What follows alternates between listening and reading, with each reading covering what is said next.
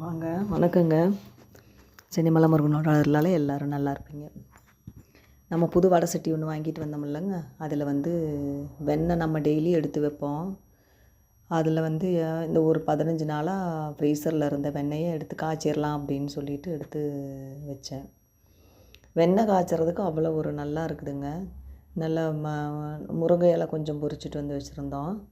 அதில் நல்லா சிம்மில் வச்சு நம்ம வீட்டுக்கு வேணுங்கிற நெய்யை நம்மளே ப்ரிப்பேர் பண்ணி எடுத்துக்கலாம். கடையில் வாங்கினோம்னா நல்லா இல்லைங்க, அது ஒரு மாதிரி சிக்கு வாசம் மாதிரி அடிக்குது. பொங்கலுக்கெல்லாம் கடையில் வாங்கி முன்னையெல்லாம் கடையில் வாங்கி தான் நம்ம புழங்கிட்டு இருந்தோம். எப்போ நம்மளா செஞ்சு பழகணுமோ அதிலிருந்து இந்த மாதிரி ஆடை எடுத்து வச்சு அதிலிருந்து நம்ம நெய் காய்ச்சி நான் பிள்ளைங்களுக்கு கொடுக்குறதுலேருந்து குழந்தைகளுக்கு சாப்பாடு ஊட்டுறதுலேருந்து எல்லாம் நான் தயாரிக்கிற நெய்யிலேயே கொடுத்துப்பேன். வெளியில் கடையில் அதிகமாக நாங்கள் வாங்குறதில்ல. கோயிலுக்கு தீபம் கொண்டு போகிறதுலேருந்து நம்ம நல்ல சுத்தமான நெய்யில் தான் கொண்டுட்டு போய் எல்லாம் செய்வோம். குழந்தைகளுக்கு சாப்பாடு ஊட்டுறதுக்கும் அருமையாக இருக்கும். இது எருமை நெய்ங்க, எருமை பால்லேருந்து எடுத்து வச்சது, கொஞ்சம் கொஞ்சமாக சேர்த்து வச்சு எடுத்து வச்ச நெய்.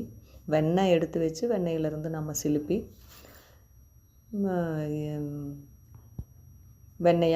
நெய்யாக காய்ச்சிரும். இப்போ பாருங்கள், எவ்வளவு சம்பளத்தில் அரை சம்பளம் வந்துருச்சு. இது கடையில் போய் வாங்கினோம்னா நம்மளுக்கு 500 ரூபாய்க்கு பக்கமாக போகும். இவ்வளவு நெய் நம்ம வீட்லேயே நம்ம கொஞ்சம் சிக்கனமாக இதெல்லாம் எடுத்து வேலை செய்யணும். ஆனால் வேலையை பார்க்காம வேலை செஞ்சோம்னா 500 ரூபா அதை நம்ம மிச்சம் பண்ணுற மாதிரி ஆகுது, பார்த்துக்குங்களேன். உங்களுக்கு தொடர்ந்து நம்ம மசாலா பொடி வகையை,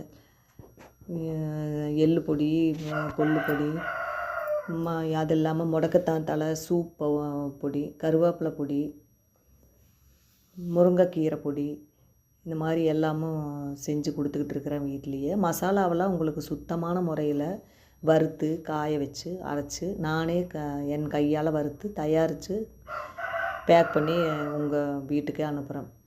தேவைப்படுறவங்க என்னோடய வாட்ஸ்அப்புக்கு மெசேஜ் பண்ணுங்கள்.